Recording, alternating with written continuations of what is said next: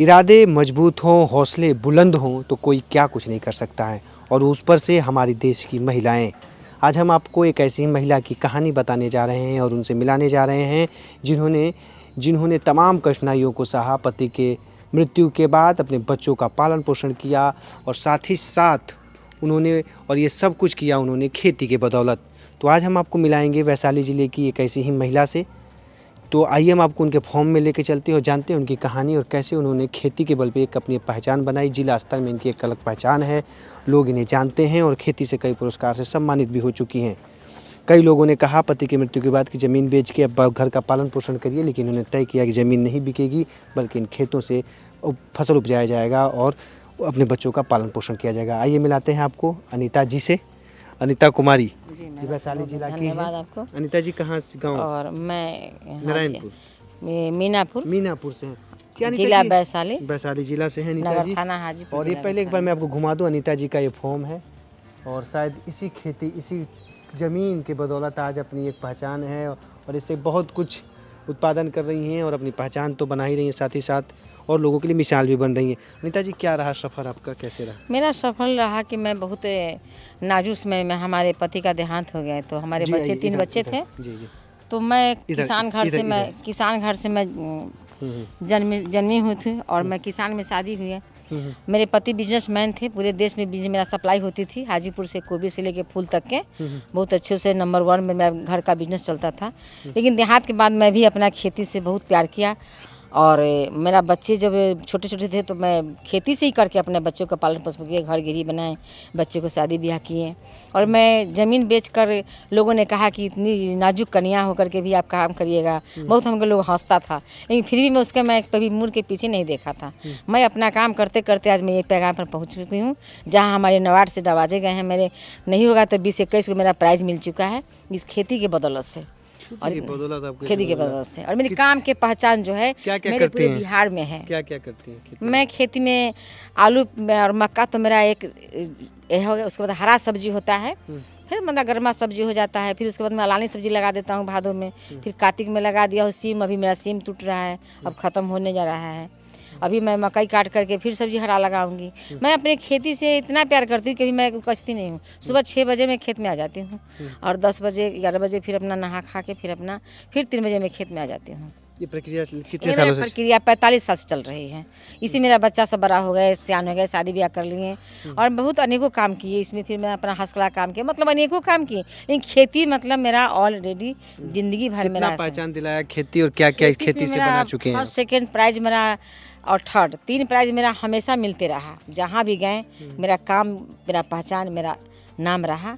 अच्छा, खेती से क्या क्या बना चुकी हैं अभी? खेती से हम अपना बच्चे लोग को पालन पोषण किए और पढ़ाई लिखाई किए। उसके बाद हम अपना घर गिरही बनाए और आगे अपने समाज में अपना पहचान बनाए।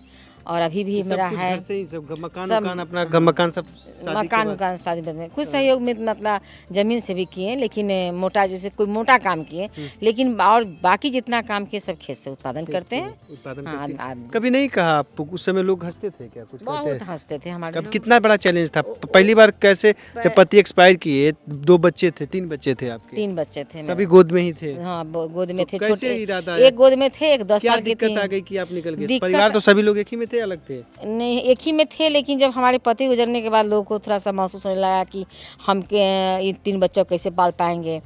तो मैं उस पर अपना शक्ति को मैं अपना भगवान कहाँ से शक्ति मिल गया। हम अपना एकदम एक बाइक हमें लगा कि नहीं हम खेती करेंगे और हम अपने घूंघट में खेती किए। ससुर जी थे मेरे, लेकिन थक चुके थे, तो बेचारे हमें कैसे करते। तो थक चुके थे तो ससुर जी हमारे बोले कि ठीक है करना चाहोगी तो लो करो।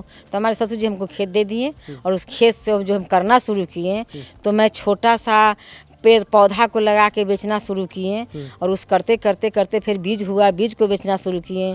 बीज बेचते बेचते उसके बाद तब हम इतना पैगाम कि हम बीज अभी नहीं बेच रहे हैं, अब हम बीज दूसरा से बेचवाते हैं, दूसरा से खत्म करवाते हैं। हम आलू पे और मक्का और हरा सब्जी 3 काम हम एकदम ऑलरेडी मतलब आजीवन कर रहे हैं 45 साल से, कभी छोड़े नहीं। कितनी कमाई हो जाती? कमाई हमें अच्छा हो जाता है, जिससे मेरा परवरिश चल जाता है बढ़िया अच्छा सब कपड़ा लत्ता। कितना कुछ मोटा अनाज का भी? मोटा अनाज का भी अभी हम नया प्रोजेक्ट बना लिए हैं, तो उसमें भी मैं साल में 5 का दुकान मिल जाता है, लगा लेते हैं बिहार सरकार से चाहे भारत सरकार से, तो उसमें भी हमको 2-3 लाख आ जाता है। और खेती से भी आ जाता है। मेरा आलू का भाव जो भाव के ऊपर में है, तभी भी कितना भाव हो जाता बाजार है? आता है। कितना हो जाता है? जैसे भाव बाजार था तो हमारा इसे पिछले बार में लाख रुपए आया, कम पिछले बार तो भाव ही नहीं था तो नहीं आ पाया। कितनी जमीन है पूरी?